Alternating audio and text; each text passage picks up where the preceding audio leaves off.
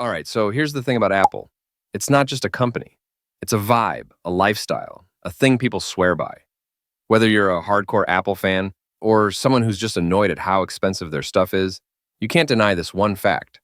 Apple has completely revolutionized the tech world. But here's the question. Why has Apple managed to change the game while other companies are just doing fine? What is it about Apple that makes people line up for hours to get their hands on the latest iPhone? And why does every other tech company end up copying at least something Apple does? Let's break it down. First off, let's talk about design. Apple made tech simple yet elegant.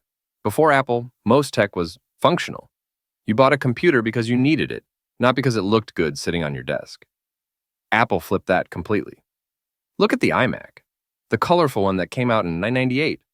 It wasn't beige like every other computer back then. It was this fun, see-through thing that looked like it belonged in a movie about the future. And people loved it. That's when Apple figured out that design matters as much as functionality. They realized that people want products that feel good to use and look good to own. This wasn't just about making things pretty. It was about making things human. Apple's design philosophy has always been about simplicity. Think about the iPhone. There's no clutter, no extra buttons, just a screen, a home button. Well, not anymore. And that's it. Everything else happens through the interface. And that's huge because it makes the product approachable, even for people who aren't tech savvy. And then there's the ecosystem. Oh man, the Apple ecosystem. If you've ever owned more than one Apple product, you know exactly what I'm talking about. Your iPhone talks to your MacBook, which talks to your iPad, which talks to your Apple Watch. It's seamless. A text pops up on your phone, and you can reply from your laptop. You take a photo on your iPhone, and it's already on your iPad without you lifting a finger. This kind of integration isn't just convenient, it's addictive. Once you're in, you're in. That's why people stick with Apple.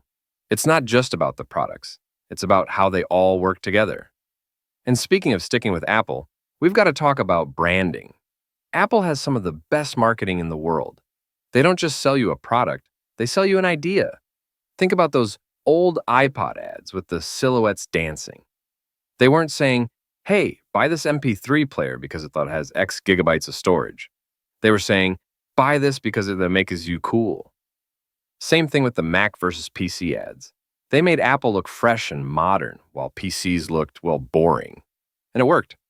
Apple made people feel like they were buying more than a gadget, they were buying a lifestyle. But it's not just about selling the idea. Apple delivers on it. Their products actually work well. Like, yeah, you can argue that iPhones are overpriced or that MacBooks aren't great for gaming. And sure, those points are valid. But when it comes to what most people use these devices for, Apple nails it. Their stuff is reliable, easy to use, and lasts a long time. And let's not forget about customer service. Walk into an Apple store with a problem, and they'll fix it. Compare that to, I don't know, trying to get tech support from some random manufacturer. Apple knows that the experience of owning their product doesn't end at the checkout counter. And then there's innovation. Apple didn't invent the smartphone, but they made it what it is today. Same with the tablet, the smartwatch, and even the wireless earbuds. Apple has this knack for taking existing ideas and making them better. The iPhone wasn't the first phone with a touchscreen, but it was the first one that felt intuitive. The iPad wasn't the first tablet, but it was the first one that people actually wanted to buy. And AirPods, they weren't the first wireless earbuds, but let's be real, they're the ones everyone recognizes. Apple has this almost magical ability to see what's not working in existing products and fix it. Now let's get into something deeper. Why Apple resonates with people on such an emotional level. Part of it is storytelling. Apple knows how to tell a story. Every time they release a new product, they don't just say, here's what it does. They tell you why it matters. They show you how it'll fit into your life and make it better. Think about the Apple Watch. It's not just a smartwatch. It's a fitness tracker, a health monitor, a way to stay connected without picking up your phone. They show you real-life use cases that hit home. It's personal. And then there's trust. People trust Apple. When they say, your privacy is safe with us, most people believe them. Sure, there's always some skepticism, but compared to other big tech companies, Apple's reputation is solid. They've positioned themselves as the company that cares about your data. Whether that's 100% true or not, that's the perception, and perception is everything.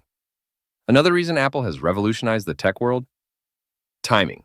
Apple knows when to launch something. They're rarely the first, but they're almost always the best when they finally step in, like with the iPhone. Smartphones existed before it, but they were clunky and hard to use. Apple waited until they could release something that felt polished and ready for the mainstream. Same with the Apple Watch.